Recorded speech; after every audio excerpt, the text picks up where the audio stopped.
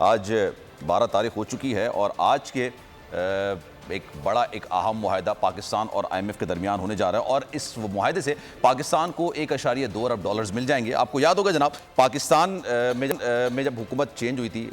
شہباز شریف صاحب کی PDM کی حکومت آئی تھی، تب IMF کے ساتھ نویں اجلاس کے حوالے سے بات چیت چل رہی تھی، لیکن جب یہ بات چیت آگے نہ بڑھ سکی تو اسحاق ڈار صاحب نے کہا تھا کہ جناب یہ جب ایکسپائر ہو رہی ہوگی، کیونکہ 1 جولائی سے پہلے یہ ایکسپائر ہو جاتی ہے ساری چیزیں، اس وقت آخری روز یہ معاہدہ ہو جائے گا۔ اب پاکستان کے ساتھ معاہدہ تو ہو چکا ہے اور اس معاہدے کی شق کے مطابق پہلی جو ہمیں قسط ملے گی وہ اس حکومت کو ملے گی، اس کے بعد دیگر حکومت کو ملے گی، اور تیسری جو قسط ملے گی وہ جو نئی حکومت الیکشنز کے بعد آئے گی ملے گی۔ لیکن گزشتہ روز جب ہم ٹرانسمیشن کر رہے تھے، ماہر معاشیات ہمارے ساتھ موجود تھے، انہوں نے کہا کہ جناب معیشت کی حالت اتنی بری نہیں تھی جتنا بتایا جا رہا تھا۔ اب صورتحال بہتر ہوتی ہوئی نظر آ رہی ہے، ڈالر بھی قابو میں آتا ہوا نظر آ رہا ہے، روپیہ تگڑا ہوتا ہوا نظر آ رہا ہے۔ پاکستان اسٹاک ایکسچینج کی بات کریں تو جناب اس میں بھی تیزی دیکھنے میں آ رہی ہے، اور 1991 سے لے کے اب تک 178 سرکاری اداروں کی نجکاری کی جا چکی ہے، جن کی مجموعی مالیت 6.5 کھرب روپے ہے۔ حکومت مستقبل میں بھی متعدد سرکاری اداروں کی نجکاری کا ادارہ رکھتی ہے، ان میں بجلی کی تقسیم کار کمپنیاں، اسٹیل مل، ہاؤسنگ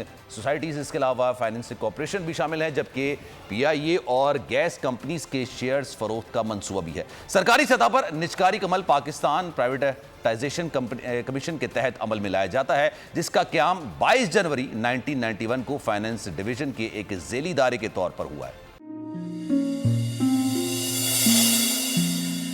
اپنا گھر یوں معیشت کا پہیہ بھی گھومے گا، مزدور بھی سر اٹھا کے جیے گا، آئے گا، کھیتوں میں ہریالی لہرائے گی، کسان بھی خوشیاں سمیٹے گا، ہے